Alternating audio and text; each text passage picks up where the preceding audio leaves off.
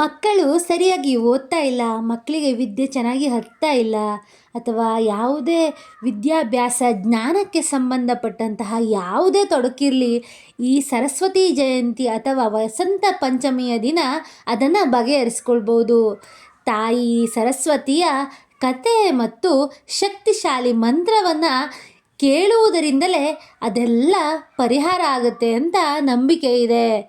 ಈಗ ತಡ ಮಾಡೋದು ಬೇಡ, ಕಥೆಯನ್ನು ಶುರು ಮಾಡೋಣ.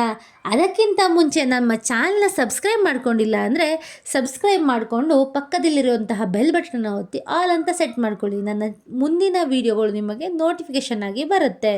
ಸೃಷ್ಟಿಯ ಆರಂಭದಲ್ಲಿ ಬ್ರಹ್ಮದೇವನು ಲೋಕವನ್ನು ರಚಿಸಬೇಕು ಅಂತ ನಿರ್ಧಾರವನ್ನು ಮಾಡ್ತಾನೆ. ಆಗ ಎಲ್ಲೆಡೆ ಅಜ್ಞಾನ ತುಂಬಿರುತ್ತೆ, ಅಶಾಂತಿ ತುಂಬಿರುತ್ತೆ, ಮೌನ ಮನೆ ಮಾಡಿರುತ್ತೆ. ಇಂತಹ ಸಂದರ್ಭದಲ್ಲಿ ಏನೋ ಕೊರತೆ ಆಗಿದೆ ಅಂತ ಬ್ರಹ್ಮದೇವನಿಗೆ ಅನಿಸುತ್ತೆ. ಸೃಷ್ಟಿಗೆ ಜ್ಞಾನ, ವಾಣಿ ಮತ್ತು ವಿವೇಕ ಬೇಕೇ ಬೇಕು ಅಂತ ಬ್ರಹ್ಮನಿಗೆ ಅರಿವಾಗುತ್ತೆ.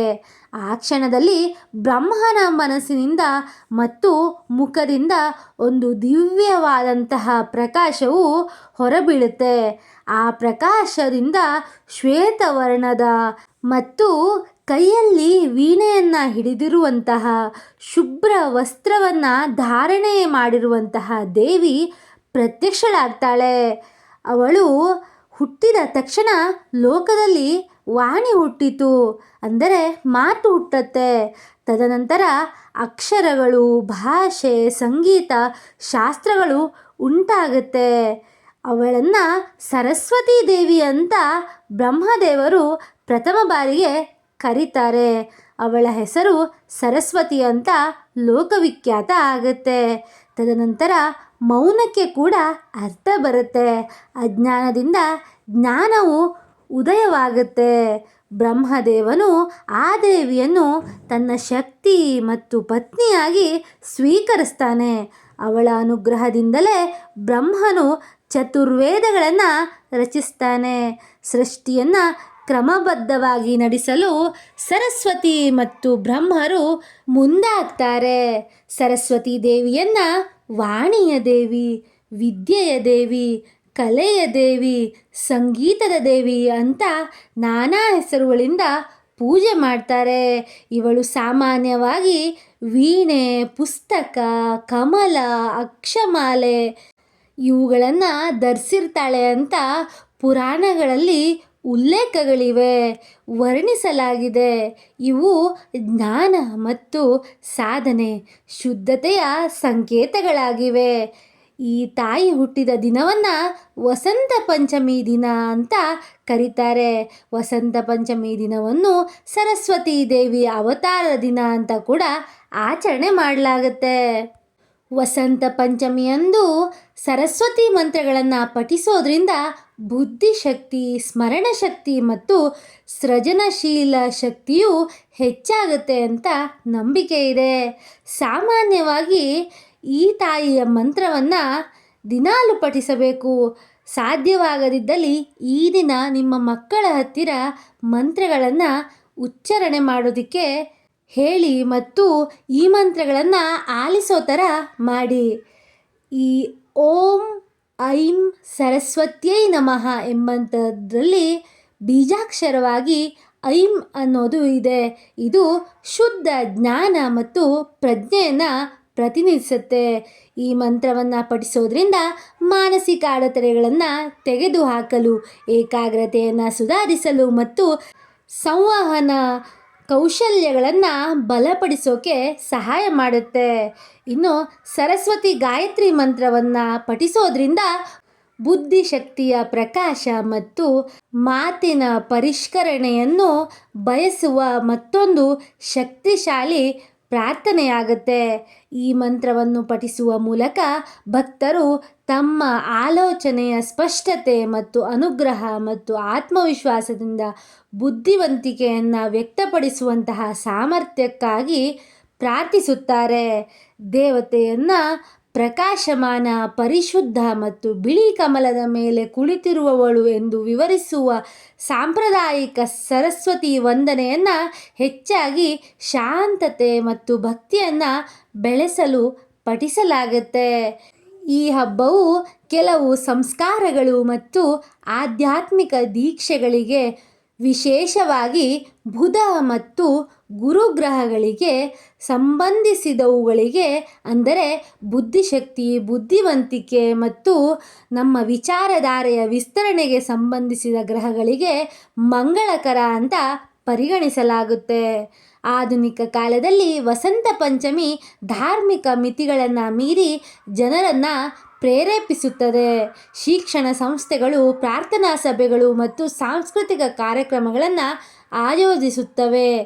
ಈಗ ಕತೆ ಮತ್ತು ಮುಖ್ಯವಾದಂತಹ ಸರಸ್ವತಿಯ ಪಠನೆಯ ವಿಶೇಷತೆಯನ್ನು ತಿಳಿದುಕೊಂಡಾಯಿತು. ಈಗ ಮಂತ್ರಗಳನ್ನು ಪಠಣ ಮಾಡೋಣ. ಇದನ್ನು ಕೇಳುವುದರಿಂದಲೇ ಸರಸ್ವತಿಯ ಪೂರ್ಣಾನುಗ್ರಹ ಲಭಿಸುತ್ತೆ. ಓಂ ಐಂ ಸರಸ್ವತ್ಯೈ ನಮಃ. ಓಂ ಐಂ ಸರಸ್ವತ್ಯೈ ನಮಃ. ಓಂ ಐಂ ಸರಸ್ವತ್ಯೈ ನಮಃ. ಓಂ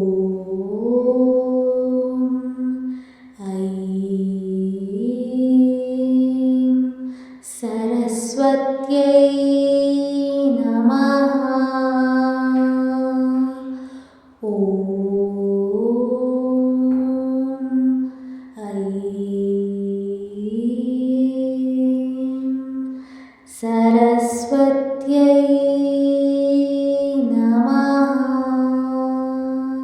ನಮಃ. ಓಂ ಐಂ ಸರಸ್ವತ್ಯೈ ನಮಃ. ಓಂ ಐಂ ಸರಸ್ವತ್ಯೈ ನಮಃ.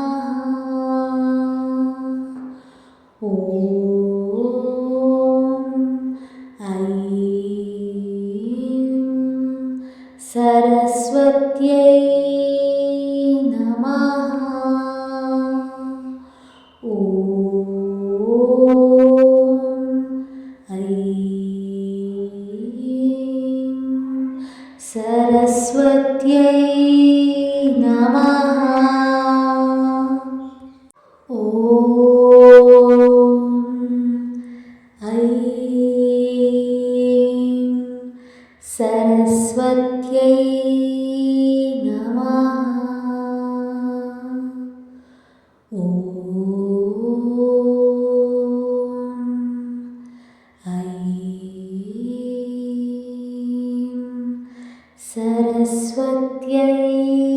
ನಮಃ. ಓಂ ಐಂ ಸರಸ್ವತ್ಯೈ ನಮಃ. ಓಂ ಐಂ ಸರಸ್ವತ್ಯೈ ನಮಃ. ಓಂ ಐಂ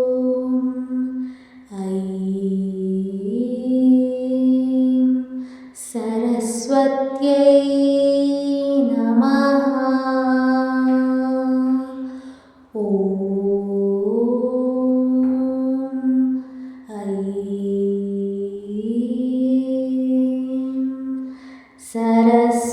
ಸರಸ್ವತ್ಯೈ ನಮಃ. ಓಂ ಐಂ ಸರಸ್ವತ್ಯೈ ನಮಃ. ಓಂ ಐಂ ಸರಸ್ವತ್ಯೈ ನಮಃ.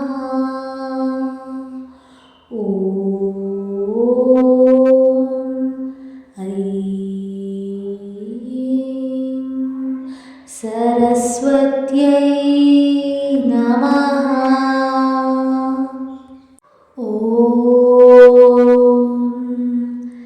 ऐं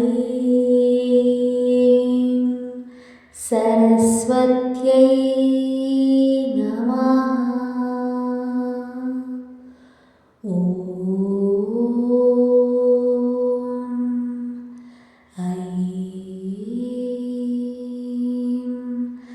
सरस्वत्यै नमः। ॐ ऐं सरस्वत्यै नमः। ॐ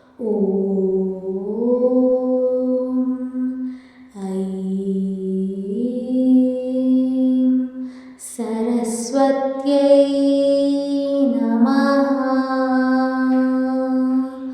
ॐ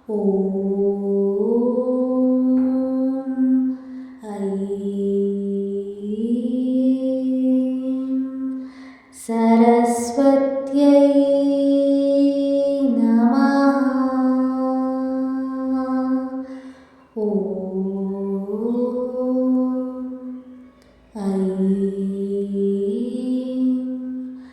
सरस्वत्यै नमः। ॐ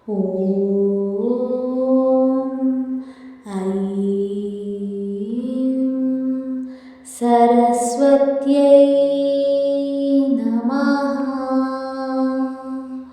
ॐ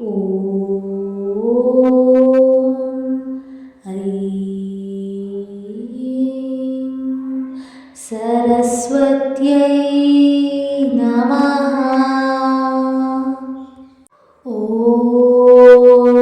ॐ सरस्वत्यै नमः।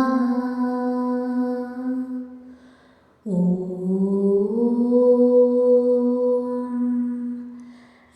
सरस्वत्यै नमः।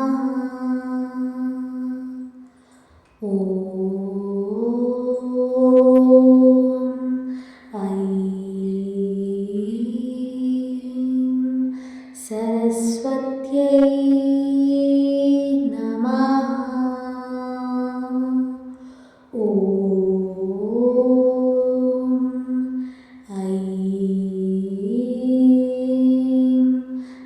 सरस्वत्यै नमः। ॐ सरस्वत्यै नमः। ॐ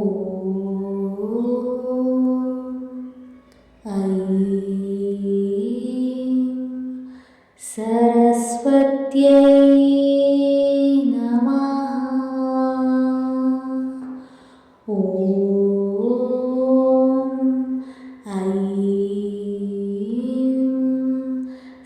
सरस्वत्यै नमः। ॐ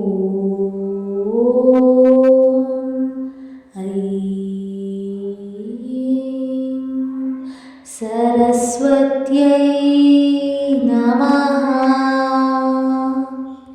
ॐ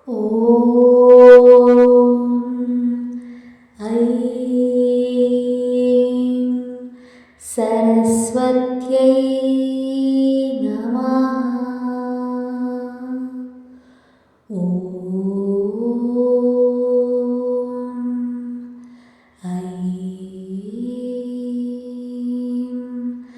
सरस्वत्यै नमः।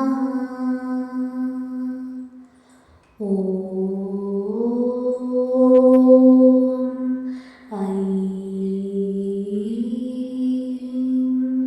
सरस्वत्यै नमः। ॐ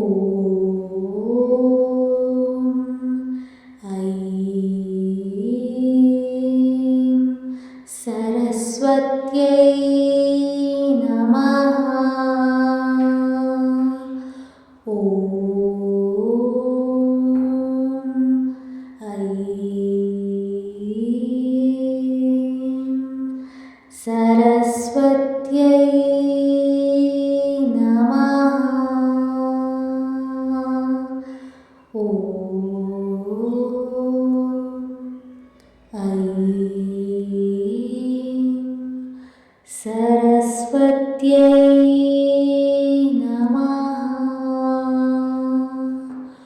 ॐ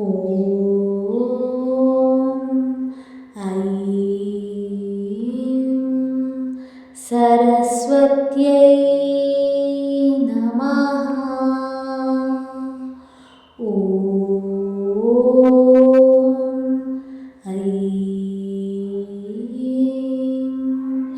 सरस्वत्यै नमः।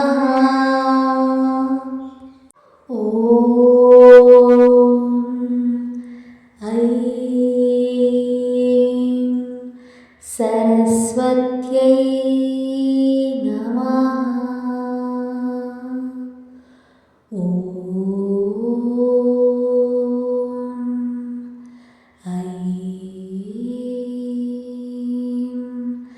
सरस्वत्यै नमः।